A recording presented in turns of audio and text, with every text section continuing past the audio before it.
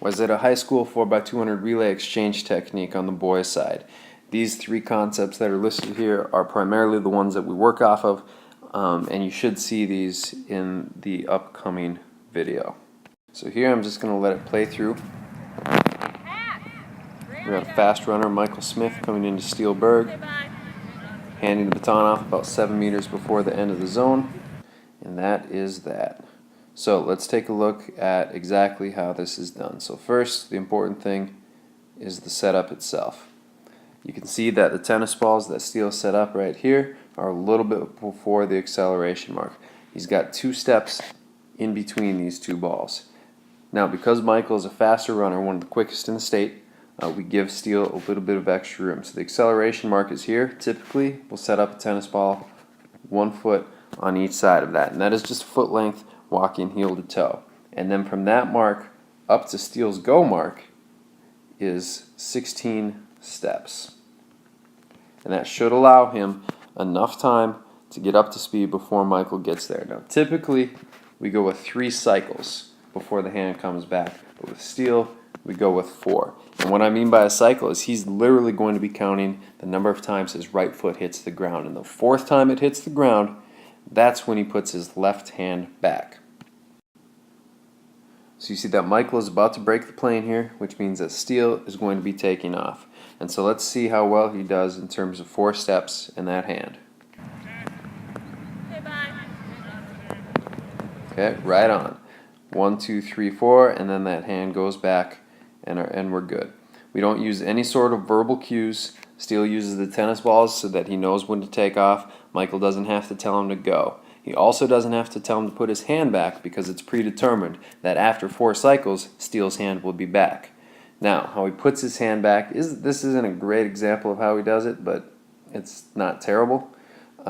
It's supposed to be a little bit higher, a little bit flatter, so that Michael can just punch that baton straight into his hand. We don't want any chopping down motion. That causes, a lot of times, it can cause issues. If you miss the hand the first time, you can lose balance. It's tough to get it in there again. But if you miss with a punching motion, you just hold it there, and the guy can grab it. Or if he keeps his hand steady, you can punch again in a step. You can teach that part of it how you want to. But if that hand is nice, high, and flat, all that incoming runner needs to do is punch it in there. So again, Michael's on the inner half of the lane, Steele's on the outer half of the lane.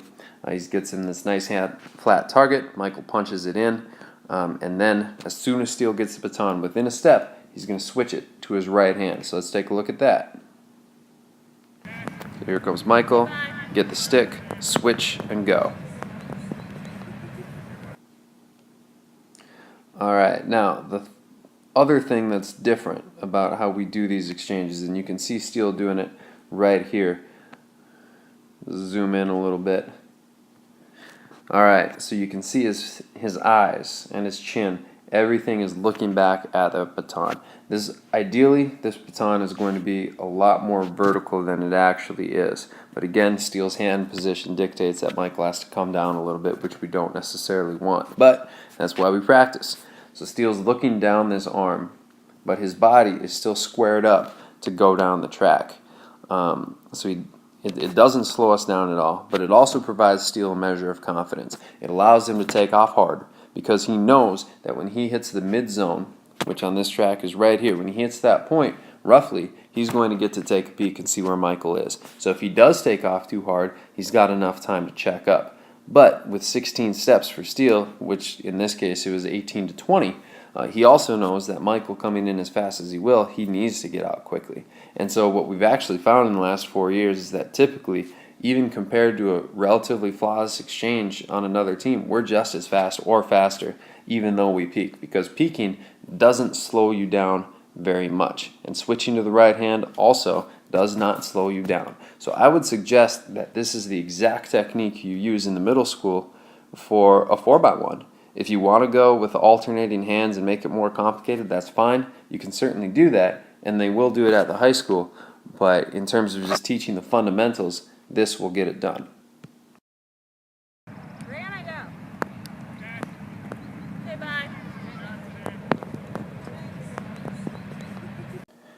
This exchange is used across all 4 exchanges, which means that anyone is interchangeable. You can move a guy who's normally third leg to fourth leg or second leg, lead leg. And again, just overall, we found it to be very, very effective. Now, I want to show you, to contrast, a 4x1 exchange.